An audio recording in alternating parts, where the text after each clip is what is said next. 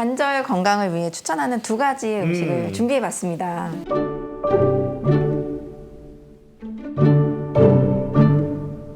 자, 뭐 일단은 마늘이 있네요. 이 마늘에는요, 그 과학적으로 숨겨진 비밀이 하나 있는데 항암 식품으로 1등.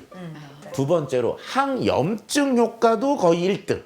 그래서 실질적으로 마늘은 동양과 서양이 모두 다 건강에는 참 좋은 식재료로 인식하고 있죠. 또 관절에 좋은 무기질 성분이 있는데 그게 바로 황이라는 성분입니다. 이 마늘은요, 그 황도 포함되어 있는데 그럼 하루에 권장량으로 제시가 되고 있는 황을 마늘로 먹으려면은 어느 정도 매일매일 먹으면 될까요? 황의 하루 권장량은 한 1g 정도를 제시를 합니다. 자, 그런데 마늘에는요, 황의 함량이 5ppm 정도 들어있거든요. 그럼 5ppm이 들어있는 마늘을 1g에 해당하는 황을 먹기 위해서는요, 좀 열심히 먹으시면 돼요. 한 200kg.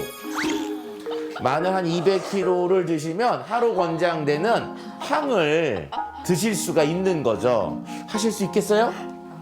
못하죠, 그거는. 자, 그래서 저희가 200kg씩이나 먹을 수가 없는 마늘을 대신해서 황을 좀 효율적이고 효과적으로 섭취할 수 있는 것으로 만든 게 바로 이 MSM, 식이유황인데요.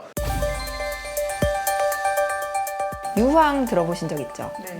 진흙 고기소에 유황오리를 구워가지고 맛있잖아요. 그렇죠, 그렇죠.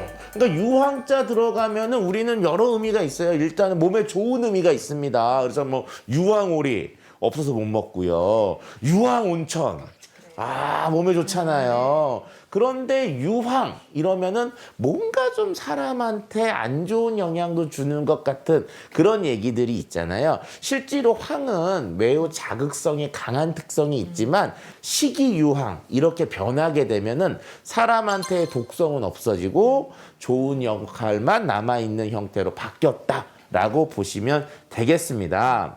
식이유황과 같은 것들의 사람에 대한 기능성을 알게 된 게 뭐 언제냐면은 1960년대 미국 제지공장 연구원이었던 스탠리 제이콥 박사가요, 인부들이 이 종이의 재료인 펄프 통에만 들어갔다 나오면 이 사람이 너무나 상쾌하게 나오는 거예요.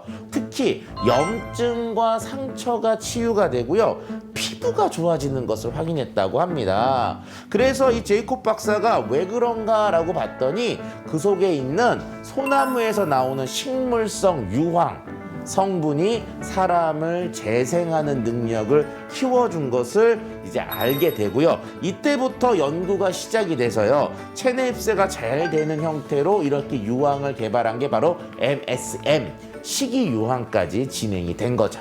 저는 이렇게 황을 먹는다는 걸 몰랐어요. 그러니까 우리가 일반적으로 뭐 칼슘 먹어야 되잖아요. 철분도 먹어야 되고 나트륨도 먹어야 되잖아요. 이 황도 우리가 꼭 먹어야 되는 필수 영양소인 무기질 중에 하나입니다. 이런 식이유황은 자연 중에 존재하는, 즉 동물이나 사람 그리고 식물 등이 합성한 이런 자연 중에 존재하는 물질 중에 하나입니다.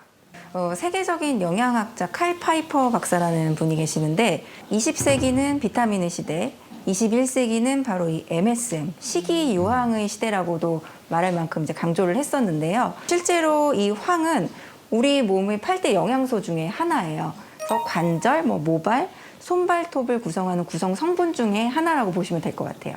이런 내용을 실험으로도 좀 증명한 내용들이 있습니다. 황이 부족하면 관절 연골에 있는 황들이 점점 줄어드는 특성들이 생기는데, 관절염 환자의 경우에서는 연골에 있는 황의 농도가 정상인분보다 3분의 1로 감소한 것을 연구로 확인할 수가 있었습니다. 동의보감에서도 유황의 효능에 관한 내용이 잘 설명되어 있는데요.